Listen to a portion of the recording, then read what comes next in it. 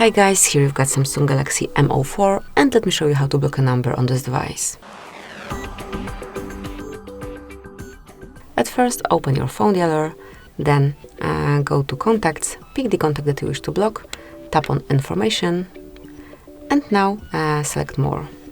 Here you can smoothly block it by tapping on Block Contact. Confirm that you want to reject this caller, and that's it.